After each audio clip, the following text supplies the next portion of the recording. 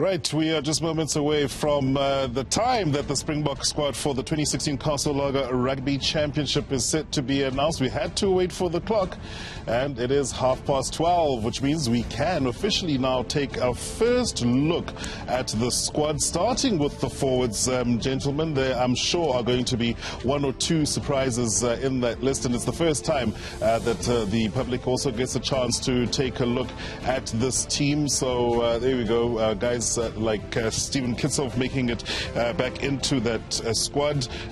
He's playing at Bordeaux. He's only got the one test cap. Vincent Koch is also back in with 2 test caps to his name as we continue taking a look at this list. I do have it on fairly good authority that Trevor Nyakane is being assessed medically, and obviously they'll make a call a little bit later. But wonderful for Julian Riedlinghuis, who's got 5 caps to his name, the Emirates Lions prop. And yeah, Dwayne Vermeulen, number 8 from Toulon, is also back, and he'll be looking to add to his 37 test caps thus far. The Lions captain Warren Whiteley was out on the field today, also back in that squad. A couple of surprises as well, with Johan Goosen making a return to the Springbok fold. The fly half / fullback who plays for Racing Metro in France has got 6 caps to his name, and the youngsters like Jesse Creel and Brian Habana also making a return. Razin Volvo retains his place, as does Rudy Page, and Morne Steyn, who was called up given some injuries in the Ireland Test series. So that's a first initial look, and I'm pretty sure it'll be plastered all over social media. Love to hear your thoughts. Use the hashtag #SSRugby. Guys, as I mentioned, 1 or 2 surprise names. Is there anyone that sticks out more than others for you, Jean? I think there will always be surprises. I think what we need to do is, first of all, congratulate Marks with his inclusion into the team. Yep. The only debutant, or the only new player within the squad, and what a great occasion.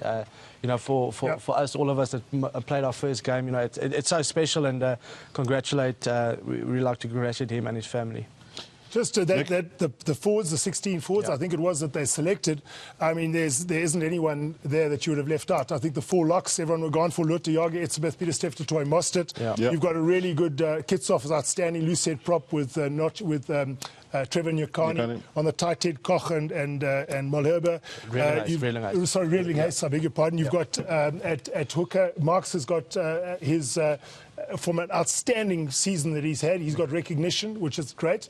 Whiteley and Vermeulen both as number 8s. You've got Jacques Creel on the flank with Francois Lowe, and Noche as your number 7. So, and Opa Mahoje also comes back into the fold.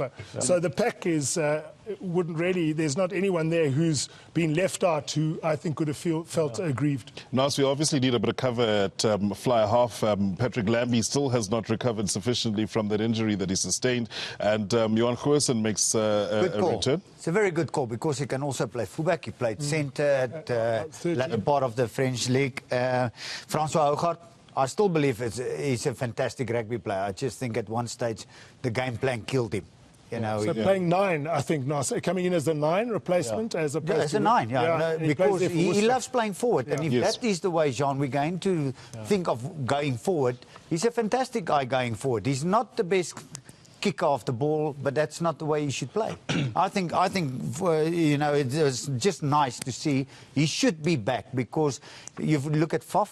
Yes. Look at Rudy Page, and you look at him. I think it's 3 very good fronts. But also, Naas, I think what we saw today was probably Alton and Faf being outplayed in wet conditions. So again, that question mark being there. And I've been so impressed by Hogie in England, playing for Worcester, wet conditions, and he's done so well there. So I'm very happy for him back in the squad. And we also see this time around more overseas-based players selected again. So. Butch, the other name that is a returning name to the Springbok fold is that of Juan de Jong, looking to add to his 14 test caps. Didn't last, I suppose, with the Sevens guys. They didn't take him permanently. He's a man with a bit of experience, and that will count for something.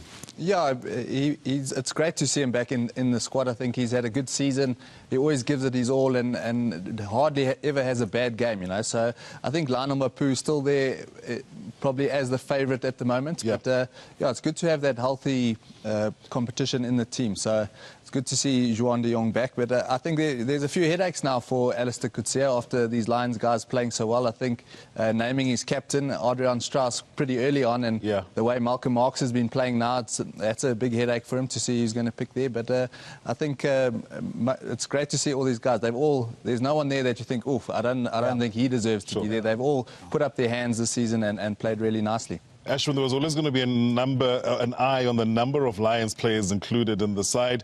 Last time round it was 8, now it's 9. Slowly and steadily it's increasing with the inclusion of Marks, and I suppose it's also indication that the form team has been rewarded with the biggest number of call-ups.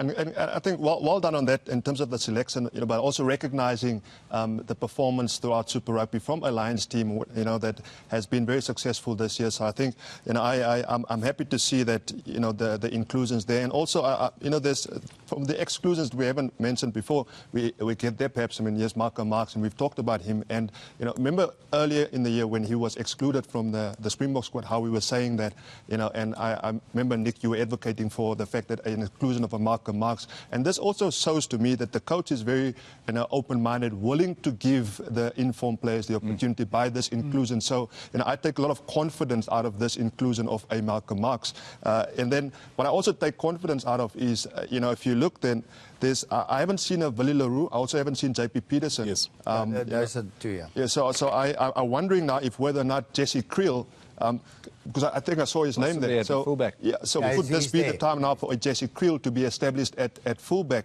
And then in terms of the halfback combination, I think there's unanimous amongst all of us that Alton Yank is undoubtedly the best number 10 that we have. We know Lambie is injured also.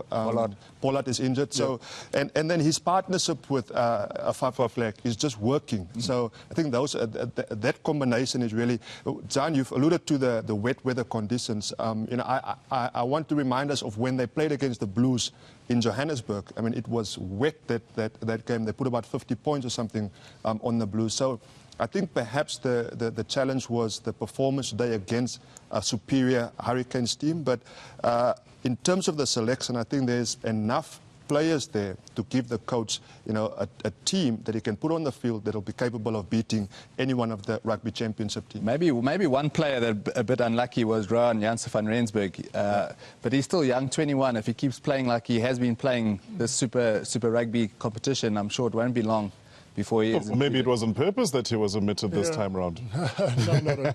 I think there's one concern. A real concern is Pat Lambie. Hasn't played for a very long time. To have a concussion that is delayed for as long as this, it really is a concern. We need a medical update on that, because with him and Pollard out, our stocks are a little bit thin. Getting Morné Steyn back, funnily enough, in these conditions that we saw today, he wouldn't have been a bad option in wet weather, because his goal kicking is so good, his tactical kicking is so good, that as a wet weather player, he's the sort of player you'd like to have on the field in these conditions. But Goosen, interesting to see if he'll be on the bench, or Morné Steyn.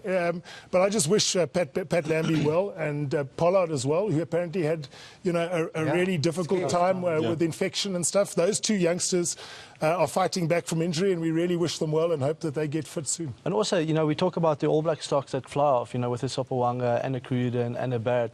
But I mean, if you take a fit Lambie, a fit Pollard, a fit Jantjies, Goosen, then you've got a lot of quality to pick from. And we haven't been in that position for a very, very long time. So, let's hope we can get our strongest squad out there, get everyone fit, and select the best team possible. The important thing, though, Jean, is we got those 4 players, but it's no good if every single union is playing a different style of rugby. The All Blacks all demand the same thing from their 10. So when South African rugby can get to the stage where each of their 10s understands what's required from that position, and are capable of doing it for their union and also for their franchise, and then when they come into the Springboks, we're going to be far happier. Well, certainly is something that I'm sure will be reflected on fairly heavily over the next couple of days, and people will always have opinions as to who should have been in and who should have not been included. But thank you very much, guys. Well done to the Hurricanes yet again, and certainly Lions, yes, hard luck and commiserations. But as Jeff De Fisher says on Twitter, the Lions deserve a hero's welcome when they return to South Africa. I could not agree with you more. It's been a wonderful all season, but to to everyone here, Jean, Butch, Nick, Naas and Ashwin, and from myself and the rest of the crew that you don't see behind the cameras and in the control room and making the magic happen. Thank you for joining us over the course of Super Rugby. And our next engagement, of course, with the Springboks will be at the Mbombela Stadium in Nelspruit. That is the match with which the Springboks will kick off Rugby Championships against Argentina. It's a 5:05 kickoff, so it's not going to be same conditions as we saw today. It will be a hard, dry Mbombela field. We'll be looking forward to that. Let's hope Alistair Kutsia and his Chargers are able to make it happen with the players that he's got available at his disposal. Thanks once again for joining us. Enjoy the rest of your weekend and go Team South Africa in the Olympics.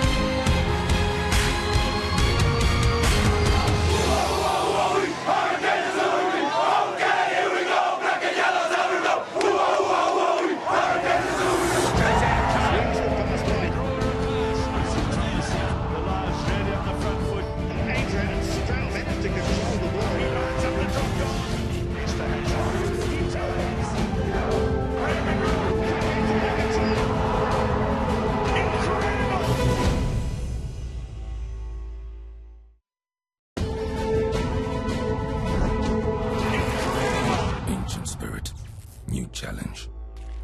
Vodacom Super Rugby, only on SuperSport. Vodacom, power to you.